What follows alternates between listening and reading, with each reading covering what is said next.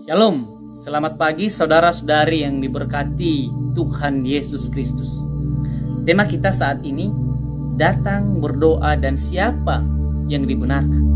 Terambil dari Lukas pasal 18 ayat 10 sampai 14. Ada dua orang pergi ke bait Allah untuk berdoa. Yang seorang adalah Farisi dan yang lain pemungut cukai. Orang Farisi itu berdiri dan berdoa dalam hatinya. Begini, ya Allah, aku mengucap syukur kepadamu karena aku tidak sama seperti semua orang lain. Bukan perampok, bukan orang lalim, bukan pezina, dan bukan juga seperti pemungut cukai itu. Cukai ini aku berpuasa 2 kali seminggu. Aku memberikan 1/10 dari segala penghasilanku.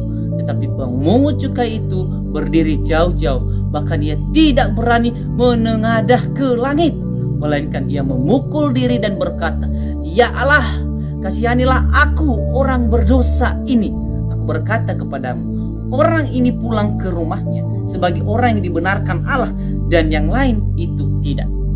Sebab barang siapa meninggikan diri, ia akan direndahkan, dan barang siapa merendahkan diri, ia akan ditinggikan. Saudara-saudari, kita sering berdoa, pastinya sebagai orang-orang percaya. Cara berdoa setiap orang berbeda, dan juga berdoa dimanapun bisa. Mungkin ada di antara kita yang lebih suka berdoa di tempat yang sunyi. Ada juga yang suka berdoa dimanapun, tidak pilih tempat dan waktu.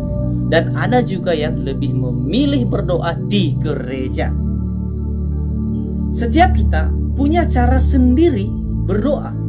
Tetapi apakah ketika kita berdoa itu datang dengan penuh ucapan syukur kepada Allah, atau kita membanding-bandingkan kita dengan orang lain? Berdoa sama dengan kita sedang bercerita, curhat, komunikasi dengan Allah. Doa itu sangat penting sekali bagi kehidupan orang-orang percaya.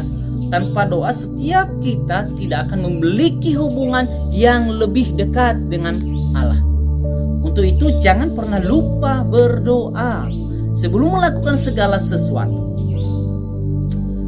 Ada 2 contoh bagi kita saat berdoa kepada Allah yang penuh rasa syukur dan juga berdoa dengan ucapan syukur, tetapi untuk diri sendiri. Pertama, Farisi.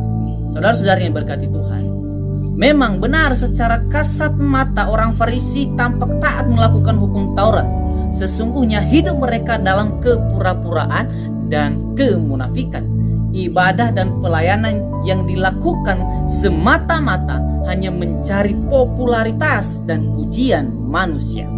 Karena itu Tuhan Yesus mengecam mereka dengan keras dalam Matius 23 ayat 3. Sebab itu turutilah dan lakukanlah segala sesuatu yang mereka ajarkan kepadamu, tetapi janganlah kamu turuti perbuatan-perbuatan mereka, karena mereka mengajarkannya tetapi tidak melakukannya. Banyak sekali orang Kristen membanggakan diri tentang ibadah dan pelayanan mereka, lalu menganggap rendah orang lain. Bukankah hal itu yang mengindikasikan bahwa kita sombong? Seharusnya ketaatan dan kesetiaan kita dalam ibadah dan pelayanan menjadikan kita lebih rendah hati. Lukas 17 ayat 10. Demikian jugalah kamu, apabila kamu telah melakukan segala sesuatu yang ditugaskan kepadamu, hendaklah kamu berkata, kami adalah hamba-hamba yang tidak berguna. Kami hanya melakukan apa yang kami harus lakukan. Ketaatan orang Farisi ini dalam peraturan dan menaati aturan keagamaan di depan banyak orang luar biasa. Kita bisa melihat dari dia berdoa kepada Tuhan, bersyukur karena dia tidak seperti pemungut cukai yang berdosa itu, merasa dirinya benar dan doanya lebih benar di hadapan Allah, sedangkan Allah tidak menerima doanya karena hanya berfokus untuk diri sendiri. Jangan sampai saudara-saudari di dalam berdoa kita masih sama seperti orang Farisi ini. Jika kita masih seperti itu, saat berdoa, mari tinggalkan dan mulai dengan doa yang penuh rasa syukur dan kerendahan hati di hadapan Allah. Kedua, pemungut cukai. Saudara-saudari, pemungut cukai adalah seorang pemungut pajak atau tukang pajak bertugas menagih pajak dari rakyat untuk pemerintahan Romawi. Dikenal sebagai tukang peras dan suka menyelewengkan keuangan yang di kalangan masyarakat Yahudi disamakan dengan orang najis dan pendosa. Menurut mata manusia, mereka adalah orang yang tidak layak di hadapan Tuhan. Karena itu Lukas 18 ayat 13. Ya, tetapi pemungut cukai itu berdiri jauh-jauh, bahkan ia tidak berani menengadah ke langit, melainkan ia memukul diri dan berkata, "Ya Allah, kasihanilah aku orang berdosa ini." Apakah yang membuat pemungut cukai ini pulang dengan mendapat pembenaran dari Allah? Tuhan membenci perbuatan dosa, itu sungguh benar. Tetapi Ia mengasihi orang berdosa, itu juga benar. Terlebih-lebih lagi mereka yang mau bertobat dan meninggalkan dosa-dosanya. Pemungut cukai saat berdoa datang dengan merendahkan diri di hadapan Tuhan karena sadar ia pendosa. Sambil mengakui dosanya, ia memukul-mukul dirinya, tanda penyesalan yang dalam.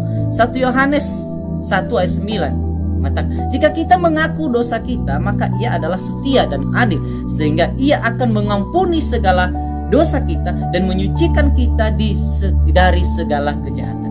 Jadi saudara-saudari yang diberkati Tuhan, baik orang Farisi maupun pemungut cukai sama-sama datang berdoa di hadapan Allah. Tetapi orang Farisi berbeda, datang berdoa di hadapan Allah dengan kepura-puraan dan kemunafikan. Sedangkan pemungut cukai datang di hadapan Allah saat berdoa dengan merendahkan dirinya dan sadar bahwa ia orang yang berdosa. Yang dibenarkan Allah di dalam ayat ini, dalam firman Tuhan ini, adalah pemungut cukai yang memiliki ketulusan dan kerendahan hati di hadapan Allah. Amin.